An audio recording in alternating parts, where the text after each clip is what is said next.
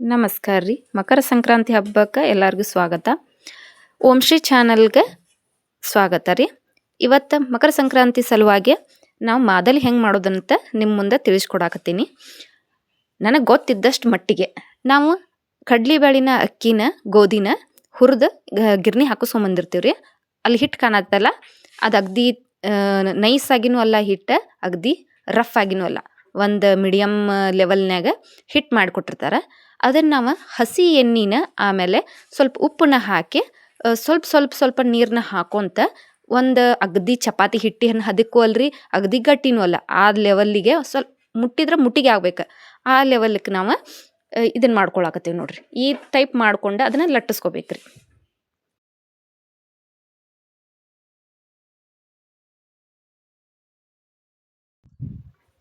ನೋಡ್ರಿ, ನಾವು ಮಾಡ್ಕೊಂಡಂಥ ರೊಟ್ಟಿನ ಒಂದು ಉರಿ ಒಳಗೆ, ಒಂದು ಲೆವೆಲ್ ಉರಿ ಒಳಗೆ ಅವನ್ನ ರೊಟ್ಟಿನ ಬೇಯಿಸ್ಕೊಂಡು ಹಿಂಗೆ ಸಣ್ಣಗೆ ಮುರಿದಿಟ್ಕೊಂಡೇವಂತ. ಮುರಿದಿಟ್ಕೊಂಡಂಥ ರೊಟ್ಟಿನ ಗಿರ್ನಿ ಒಳಗೆ ಹಾಕಿಸ್ಕೊಂಬಂದಾರ್ರಿ. ಅಗದಿ ಹಿಟ್ಟೂ ಅಲ್ಲ, ಅಗದಿ ದೊಡ್ಡ ಮಟ್ಟದ ರವಾನೂ ಅಲ್ಲ, ಒಂದು ಲೆವೆಲ್ಲಿಗೆ ಹಾಕಿಸ್ಕೊಂಬಂದಾರ. ನೋಡ್ರಿ ಇಲ್ಲಿ ಹೆಂಗೆ ಕಾಣಕತ್ತೈತಿ, ಈ ಹದಕ್ಕೆ ಇರ್ಬೇಕ್ರಿ ಅದು. ಆಮೇಲೆ ಈ ಹಾಕಿಸ್ಕೊಂಬಂದಂಥ ಈ ಹಿಟ್ಟಿಗೆ, ಮಾದಲಿ ಹಿಟ್ಟಿಗೆ ನಾವೇನು ಬೆಲ್ಲ ತೆರ್ಕೊಂಡು ಇಟ್ಕೊಂಡಿರ್ತೀವಲ್ಲ, ಅದನ್ನು ಮಿಕ್ಸ್ ಮಾಡೋಣಂತ.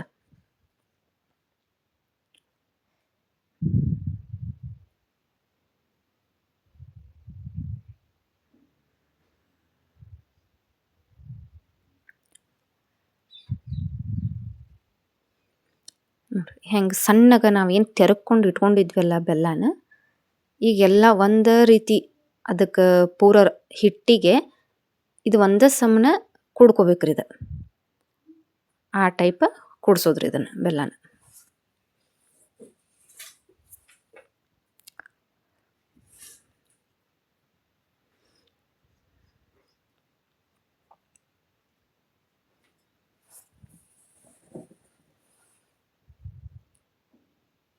ನೋಡ್ರಿ, ಸ್ವಲ್ಪ ಬೆಲ್ಲ ಹಾಕ್ಕೊಂಡು ಎರಡು ಸರಿ ತಗೆ ಮಿಕ್ಸ್ ಆಗ್ಬೇಕ್ರಿ. ಆ ರೀತಿ ಕೂಡಿಸ್ಕೊಳ್ಳೋಣ.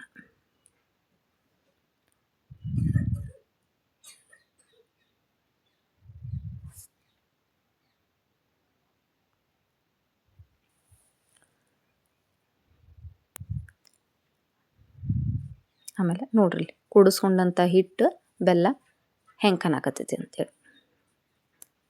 ಆಮೇಲೆ ಇದಕ್ಕೆ ತುರಿದಿಟ್ಕೊಂಡಂಥ ಕೊಬ್ಬರಿನ, ಪುಟಾಣಿ, ಆಮೇಲೆ ಶೇಂಗಾ ಹುರಿದು ಸಿಪ್ಪಿ ತೆಗೆದು ಬೆಳೆ ಮಾಡಿ ಹಾಕೋಬೇಕ್ರಿ. ಹಾಕೊಂಡ್ರೆ ಫೈನಲ್ಲಾಗಿ ನಮ್ಮ ಮಾದಲಿ ಹೆಂಗೆ ಕಾಣಕತ್ತೈತಿ ಅಂತ ಹೇಳ್ರಿ. ಆಮೇಲೆ ಇದಕ್ಕಿಂತ ನಿಮ್ಗೆ ಬೇರೆ ಮತ್ತೇನರ ಟಿಪ್ಸ್ ಗೊತ್ತಿತ್ತು ಅಂದ್ರೆ ಹಿಂಗೆ ಮಾಡಿದ್ರೆ ಚಲೋ ಆಕ್ಕಿತ್ತು ಅಂತೇಳಿ ನಂಗೆ ಕಮೆಂಟ್ ಒಳಗೆ ತಿಳಿಸ್ರಿ. ನಾನು ನೆಕ್ಸ್ಟ್ ಟೈಮ್ ಹಂಗೆ ಮಾಡ್ತೀನಿ ರೀ.